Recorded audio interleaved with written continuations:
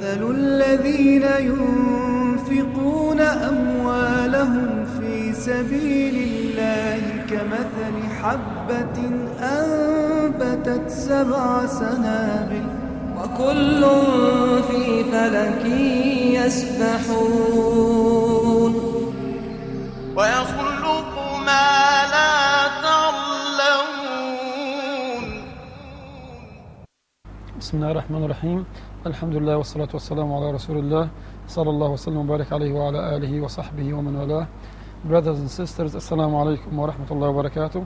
We're still living in the atmosphere of chapter Al-Insan or Surah Al-Insan, and we talked before about what Allah subhanahu wa ta'ala prepared for those who were patient and who deprived themselves of the pleasures of this life, and they preferred the hereafter to this life.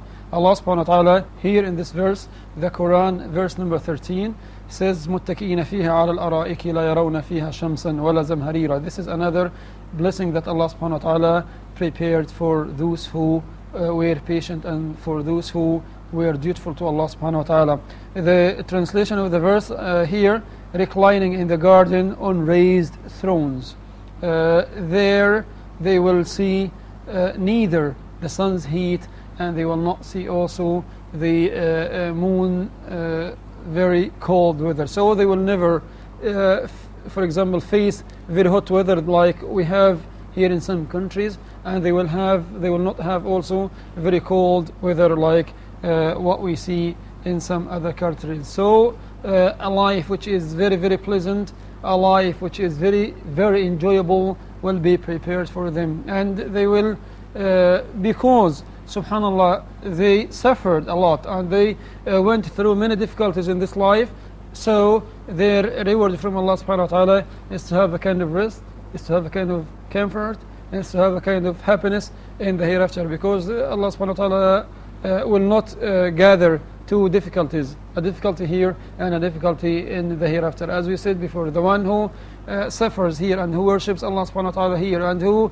for example, dedicates much of his time to worship Allah subhanahu wa ta'ala, Allah will save him and will protect him against the fears and hardships in the hereafter. And after that, Allah subhanahu wa ta'ala, the other verse is saying وَدَانِيَةً عَلَيْهِمْ ظِلَالُهَا وَذُلِّلَتْ قُطُوفُهَا تَذْلِيلًا, and the shades of the garden will come lower over them. So there, subhanallah, among the blessings of paradise, there are so many, but the Quran, as I said before, is just depicting or giving us very, very few examples. But remember the verse that we always say, فَلَا تَعْلَمُ نَفْسٌ مَا أُخْفِيَ لَهُمْ. No soul, nobody, none in the universe would know what Allah subhanahu wa ta'ala prepared for them. So here the verse says وَدَانِيَةٌ عَلَيْهِمْ ظِلَالُهَا وَذُلِّلَتْ قُطُوفُهَا تَذْلِيلًا. So everything there has been subjected for the people of paradise because of Allah subhanahu wa ta'ala will. And subhanallah, here now we are in the month of Ramadan. Allah subhanahu wa ta'ala is talking to paradise and say to it, تَزَيَّنِي فَإِنَّ عِبَادَ الصَّالِحِينَ مَعْنَى الْحَدِيثِ أَوْشَكُوا أَنْ يَسْتَرِيحُوا مِنْ عَنَاءِ الدُّنْيا. Get the best decoration you have, get the best ornament you have, because my pious worshippers are about to get a kind of rest, are about to get a kind of comfort because of the sufferings of fasting and because of so and so. So paradise is the resting place, and it is the permanent resting. As we mentioned before, the pleasures or the comfort you have here is limited. You are going to live for how long? 50 years? 70, 100, 200, 30, 300, 1,000 years? You must leave this life, and then you are going to meet Allah subhanahu wa ta'ala. And then this kind of meeting is mainly rested in the hands of Allah subhanahu wa ta'ala, and then after that is according to your good deeds or according to your bad deeds. If your deeds are good, then you are a winner. If your deeds are bad, then you are a loser.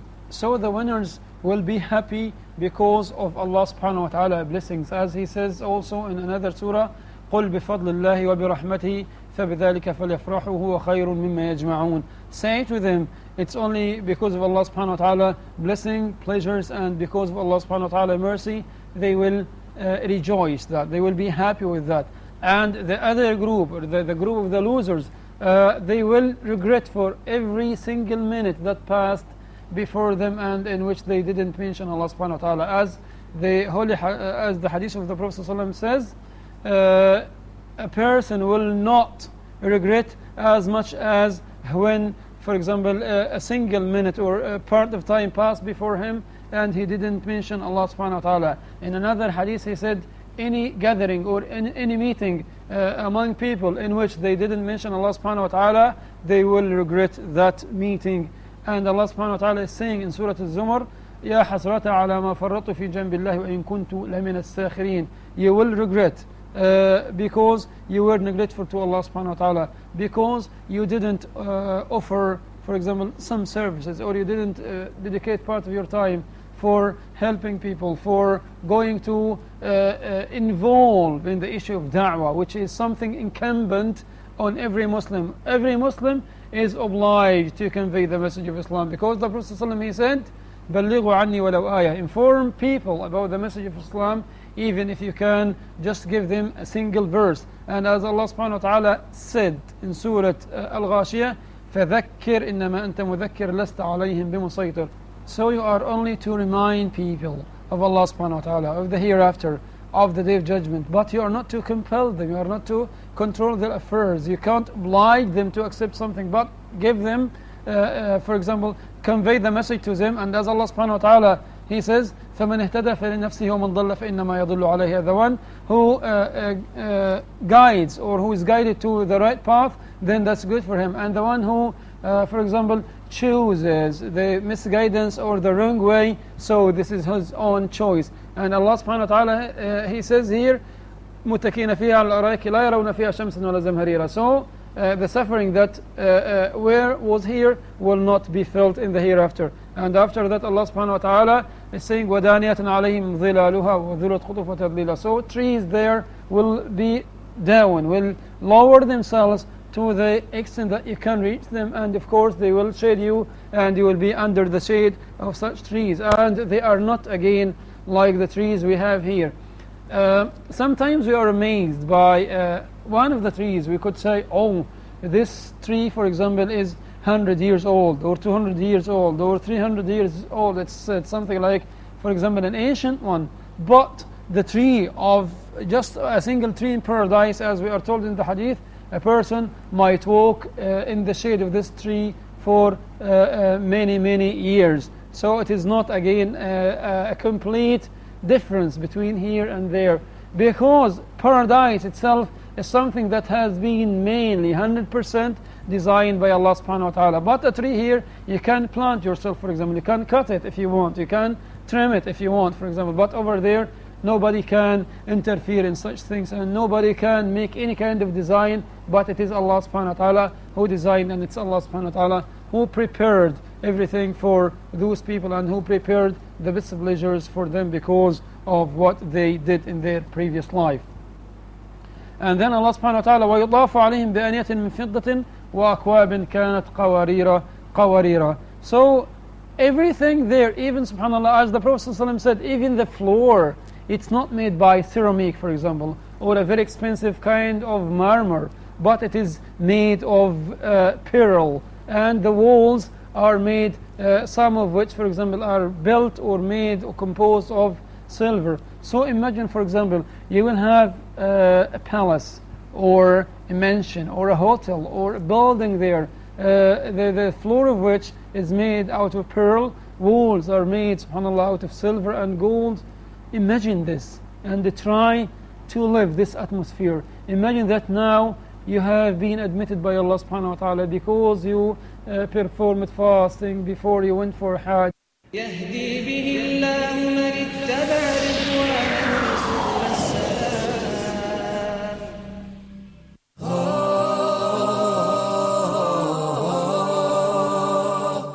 Reviewing the second rule of al-mim as-sakinah, that is the letter mim. So if the first mim is non-vowel or sakina followed by a voweled mim, so I will merge the first in the letter and I will pronounce them as one. وَآمَنَهُمْ مِنْ. and we spoke abundantly on the virtues of seeking refuge with Allah from the outcast Satan. Especially for the first reciter, he's got to recite it out loud. والسماء ذات البروج أعوذ بالله من الشيطان الرجيم بسم الله الرحمن الرحيم فإذا جاءت الصاخة وإذا النفوس زوجت. Make sure it's Dhamma. وإذا النفوس. Thank you for joining us.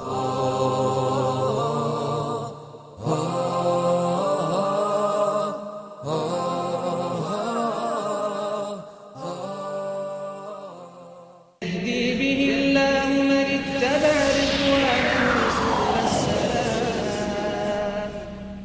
So the verse here says, وَيُطَافُ عَلَيْهِمْ بِأَنِيَةٍ مِّن فِضَّةٍ وَأَكْوَابٍ كَانَتْ قَوَارِيرَ قَوَارِيرَ. So the vessels or the cups that they are going to use there, subhanallah, are not made of plastic, which might, in some countries, for example, cause cancer or something like that. Are not made out of bad or bad type of glass. No, it is made out of silver, which Allah subhanahu wa ta'ala prepared. And then وَأَكْوَابٍ كَانَتْ قَوَارِيرَ قَوَارِيرَ, and also they are made out of very, very clear, pure, excellent crystal. So because the product of Allah subhanahu wa ta'ala in Jannah, in paradise, can never be defective. You can never find something which, as we say, faulty. No. The faulty things are only to be found here, because this dunya in general, as the Prophet ﷺ said, الدنيا جنة المؤمن وسجن الكافر. الدنيا جنة الكافر وسجن المؤمن. So the life is just a kind of prison, because for the believer, because whatever pleasures you have here will be nothing, has no comparison to the pleasure which is in the hereafter. And the disbeliever, whatever pleasures he had here, this is a kind of paradise for him, compared to the punishment that he is waiting for him if he will continue as a disbeliever. But if he accepts Islam and if he converts, then Allah subhanahu wa ta'ala will forgive his past sins and he will admit him to paradise. So وَأَكْوَابٍ كَانَتْ قَوَارِيرَ مِنْ فِضَّةٍ قَدَّرُوهَا تَقْدِيرًا. Again, imagine or think deeply about showing or about having, for example, a kind of drink, and the vessel or the cup you will use is made out of silver. What luxurious life is that? What great life is that? What great kindness of Allah subhanahu wa ta'ala. Nobody, of course, can do that, and nobody will give you the reward as Allah subhanahu wa ta'ala is doing. If you are working for somebody, he will never give you 10 rewards, for example. Your let us say your salary, for example, is $1,000 a month. He is not going to give you to say, okay, tomorrow we'll have $10,000.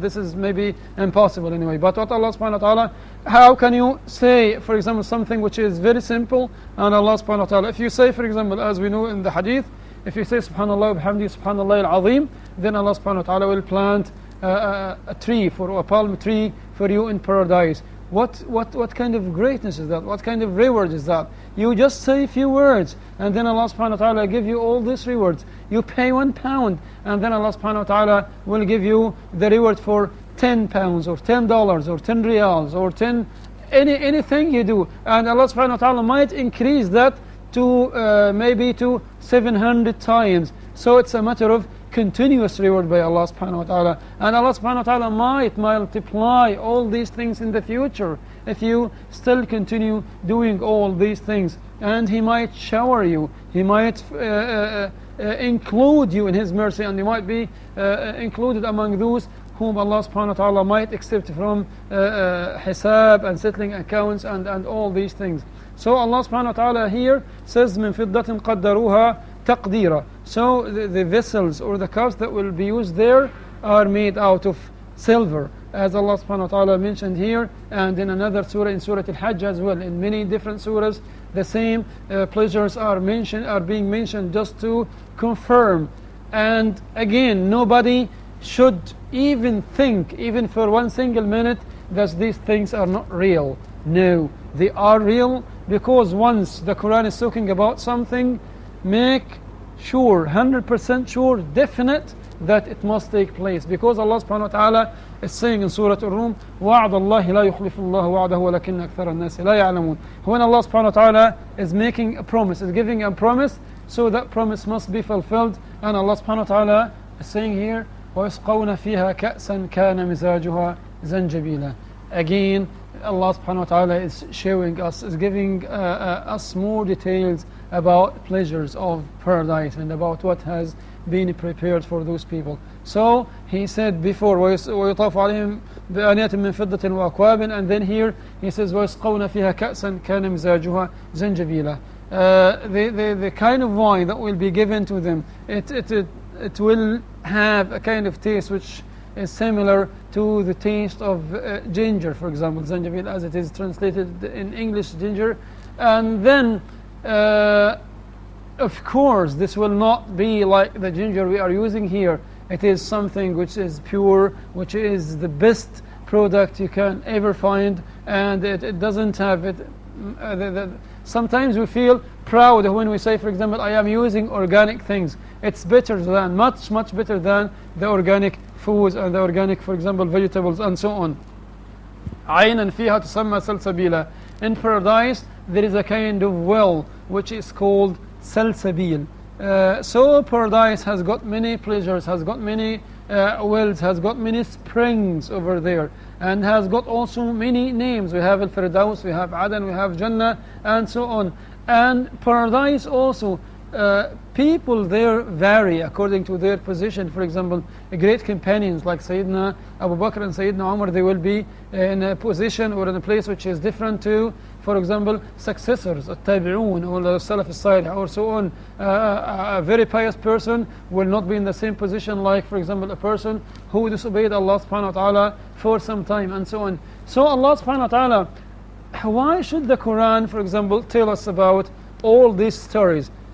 Is it because for entertainment, as some people think, or as some people just read the Quran for just to waste their time, but they don't even ponder over the verses, they don't go through all verses of the Quran? No, the Quran is not for that purpose. Allah subhanahu wa ta'ala is saying in Surah Yusuf, لَقَدْ كَانَ فِي قَصَصِهِمْ عِبْرَةً. Indeed, in the stories of prophets there is a kind of lesson. And again, in the mentioning of paradise and hell, there is a lesson that we need to learn. The lesson here is you need to be prepared for paradise and try to avoid hell as much as you can. As the Prophet ﷺ said in the holy hadith, in the sound hadith, اتق النار ولو بشق تمرة. Make a barrier between you and hellfire, even with something which is very little, as half of a date, for example.